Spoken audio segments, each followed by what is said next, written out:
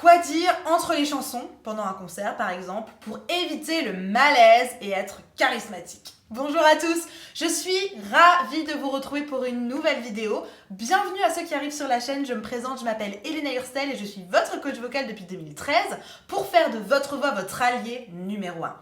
Aujourd'hui, on va s'intéresser un tout petit peu à la mécanique d'un concert en tant que chanteur. Qu'est-ce que vous devez dire? C'est très important.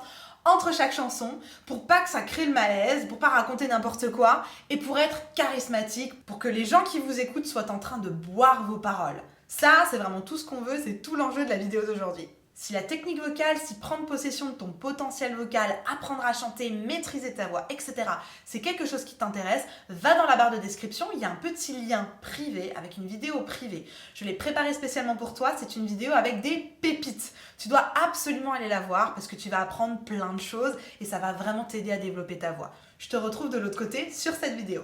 Également, je te conseille de t'abonner à ma chaîne YouTube parce que tu vas retrouver plein de choses super intéressantes. Des conseils de technique vocale, des exercices, des interviews, de l'inspiration, de la motivation. Plein de choses super intéressantes, donc vraiment abonne-toi parce que tu vas vouloir n'en louper aucune, crois-moi. Allez, on retourne dans le vif du sujet de quoi dire entre les chansons. C'est très important pour ne pas créer le malaise, mais au contraire, être charismatique, le chanteur, la star, enfin la star on s'entend, pas pour vous faire des chevilles comme ça, hein, mais la star pour maîtriser la situation. Très important. Je te demande donc d'aller chercher un papier, un stylo, prendre des notes parce que crois-moi, que ça soit pour un concert, pour une conférence, peu importe, ça va vraiment te servir.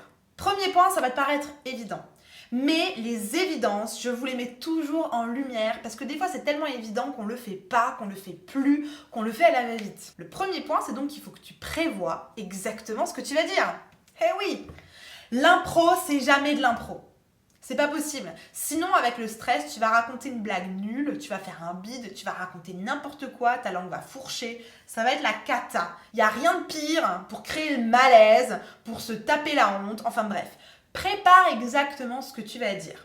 Ce que je te conseille, c'est de faire la liste de tes chansons dans l'ordre et ensuite tu prépares quel va être ton fil rouge, quel va être le conducteur. Par exemple, tu peux dire j'ai choisi cette chanson pour ça, cette chanson elle parle de ça, moi elle me fait écho à ça, etc. etc. Essaye de faire des liens avec pourquoi est-ce que tu as choisi ces chansons, pourquoi tu as choisi de les interpréter ce soir, etc. Mais prépare. Écris-le, prépare, réfléchis un petit peu avant, sinon tu vas paniquer et en plus de ça, tu vas dire n'importe quoi. Deuxième chose très importante, il faut que tu parles de toi. Alors oui, chanter, c'est se mettre à nu, ça, tout le monde le sait, mais il faut vraiment, véritablement que tu puisses te livrer. Les gens qui sont là, les gens qui sont à ton concert, ils ont envie de t'écouter chanter, ils ont envie de t'écouter parler, peut-être si c'est une conférence, mais ils ont envie d'apprendre à te connaître. C'est super important. Et c'est aussi de cette manière-là que tu vas connecter émotionnellement avec ton public. Donc n'hésite pas à raconter des petites anecdotes, des petites choses marrantes, des petites choses profondes qui parlent de ta vie, qui parlent de toi pour que tu connectes directement avec ton public. L'idée, évidemment, c'est pas non plus de trop parler. Parce que les gens sont là pour un concert ou les gens sont là pour ta conférence. Donc il faut que les interludes où tu vas dire des petites choses, ça soit vraiment petit. Parce que si entre chaque chanson, tu nous fais 20 minutes, ça va pas le faire, les gens ils sont pas là pour ça. Les gens ils sont véritablement là pour écouter de la musique. Alors oui, entre les chansons, de donner 2-3 petites phrases de témoignage ou de parler un peu de toi, de donner une petite note d'encouragement. Oui, oui et encore oui. Mais il faut pas que ça dure des plombes. Vraiment, time ça et fais vraiment attention de ne pas déborder. Pour te donner un exemple, moi j'ai vraiment beaucoup apprécié les concerts d'André Manoukian. Alors André Manoukian, le célèbre pianiste, vous l'avez connu à la Nouvelle Star, etc. Il est producteur de musique, enfin c'est quelqu'un de très très chouette. J'ai fait un concert avec lui un jour, j'ai eu l'honneur de le rencontrer et de faire un concert avec lui. D'ailleurs je remercie Sophie, si tu m'écoutes sur cette vidéo, merci encore pour cette opportunité que tu nous donnes. Et André Manoukian, ce qui est très rigolo, c'est que lui, il va vous faire un morceau qui dure 10 minutes et ensuite il va vous parler pendant 20 minutes. Mais véritablement, j'aime beaucoup ce concept parce qu'en fait, il nous raconte des anecdotes, mais drôles. Et vraiment, personnellement, j'ai adoré. J'ai adoré parce qu'il y avait cette dualité entre il nous emporte par sa musique et ensuite il nous raconte un peu sa life et tout le monde est mort de rire. Et je trouve personnellement que ça cassait un peu les espèces de concerts classiques qu'on a l'habitude d'écouter. Alors moi perso j'aime pas le classique, donc je trouve que ça casse le rythme du concert classique et ça nous permet de rester connectés à lui et ça vraiment j'ai beaucoup aimé. Alors oui, je vous dis qu'il faut le préparer, mais on est bien d'accord, il faut que ça reste spontané. C'est très important. Il y a une différence entre l'impro et la spontanéité. La spontanéité, c'est quand tu as un cadre et donc du coup, tu peux évoluer, être spontané dans ce cadre. L'impro, c'est très important de faire l'impro et c'est bien, mais l'impro, ça se cadre. L'impro, ça se prépare. Tu sais de quoi tu vas parler, tu sais dans quelle direction tu vas, etc. Quand tu regardes des improvisateurs en théâtre, par exemple, ils savent exactement, ils ont au moins un ou deux mots sur lesquels ils savent qu'ils peuvent se référer. Ils ont des règles. L'improvisation en théâtre, c'est pas juste j'improvise un truc, il y a des règles bien précises.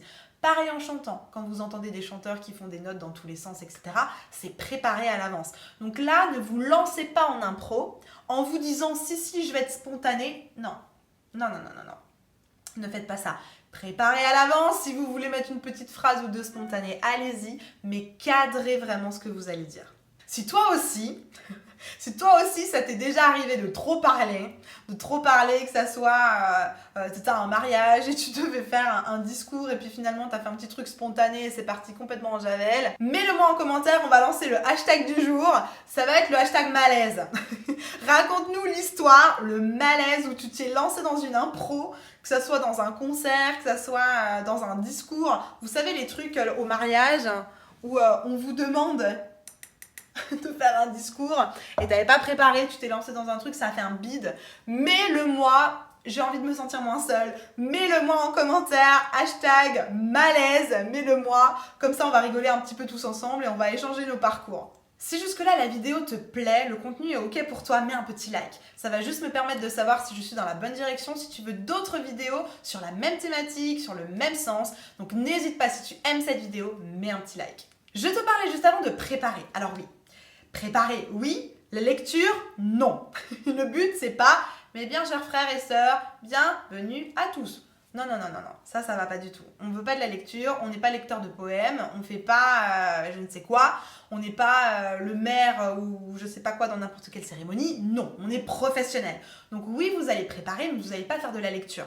Le problème de la lecture, c'est qu'on a une déconnexion au niveau de l'émotion. Alors, je dis pas que c'est tout le temps le cas. Il y a des professionnels de la lecture, on appelle même ça les conteurs. Alors eux, mais ils font des trucs de ouf. Donc vraiment les conteurs, big up.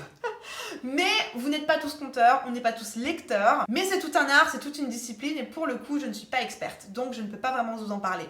Moi, je vous parle juste de prendre une feuille ou prendre un petit discours que vous auriez écrit et de le lire. Attention avec ça, vous allez casser l'émotion, vous allez casser le lien émotionnel avec votre public. Ne le faites pas. Vous le préparez, mais vous essayez de le répéter et vous essayez de le suivre quelque part en fait. Mais de pas le lire mot par mot, etc. Sinon, ça fait un peu trafiquer quoi. Ce que je vous conseille de faire aussi, c'est de créer une histoire. Moi, par exemple, c'est ce que j'ai fait dans mes concerts avec mon groupe qui s'appelait Elena Band. J'ai sorti un album, je vous mets juste là-haut un extrait si vous avez envie d'aller écouter un titre.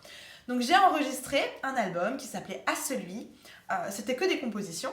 Et donc, après, il a fallu faire une petite tournée de concerts. Et donc, moi, j'avais choisi de faire une histoire et de faire une espèce de fil rouge parce que ça représentait une partie de ma vie et ça illustrait une partie de ma vie. Et donc je me suis dit, on va faire évoluer ça. Donc j'avais fait des petites vidéos, etc. Et j'avais décidé de faire une histoire. Et donc entre chaque chanson, je faisais évoluer l'histoire jusqu'à arriver à la toute fin. Ça peut être aussi ça que vous faites. Peu importe. En tout cas, il faut que vous trouviez la manière qui vous correspond et que vous sachiez exactement comment vous voulez échanger avec votre public. Une autre idée aussi que j'ai expérimentée, parce que j'ai été meneuse de revue dans des revues cabaret, j'ai été un petit peu, vous savez, la personne qui a le chapeau haute forme et qui présente tous les artistes qui vont évoluer sur la scène. Alors, il y en avait de toutes les couleurs. Il y avait des danseurs, il y avait des acrobates, il y avait des dompteurs. Enfin bref, c'était vraiment génial. J'ai adoré ça. Et moi, j'étais meneuse de revue, j'étais présentatrice, j'étais chanteuse. Enfin bref, je faisais un peu tout, quoi. Mais là, c'était intéressant parce que du coup, il y avait ce côté un petit peu présentation où entre chaque chanson ou entre chaque numéro, je venais, je demandais au public comment ça va, je leur demandais si le numéro leur a plu et ensuite j'essayais de créer le lien. Par exemple, j'avais un acrobate, j'essayais de dire « Alors, pour le prochain numéro, est-ce que vous aimez les sensations fortes ?» Ce genre de choses. Vous aimez les sensations fortes, mesdames et messieurs, l'artiste qui va arriver devant vous est l'un des meilleurs acrobates au monde, etc., etc. Vous connaissez la chanson, ça peut être aussi une présentation comme ceci. Encore une fois, il faut que vous soyez dans un certain contexte, mais vraiment, ça peut être une super bonne idée. Si tu veux que je t'accompagne dans le fait de préparer ton concert, dans le fait de préparer ce que tu dois dire entre les chansons, n'hésite pas à me contacter. Je t'ai laissé un petit lien dans la description, c'est un sondage, une espèce de formulaire. Remplis-le, comme ça je vais pouvoir savoir exactement ce dont tu as besoin. Et à la suite de ça, je te passe un petit coup de téléphone et on met une stratégie en place pour que tu puisses résoudre ta problématique. Savoir quoi dire entre les chansons, c'est super important. Maintenant, il faut que tu te prépares à chanter en public. Ça tombe bien, j'ai fait une vidéo sur le thème, je te la mets juste ici. Chanter en public, qu'est-ce qu'il faut mettre en place, comment vaincre son stress, etc. Je suis sûre que c'est des questions qui te touchent. Évidemment, tu vas avoir la réponse juste ici. Je te mets la vidéo juste là. N'hésite pas à aller la voir, je t'assure que c'est une pépite. Tu vas recevoir plein de conseils dont tu vas avoir besoin. En attendant de te retrouver de l'autre côté sur cette vidéo, prenez grand soin de vous tout le monde, prends grand soin de toi et à tout de suite sur la vidéo.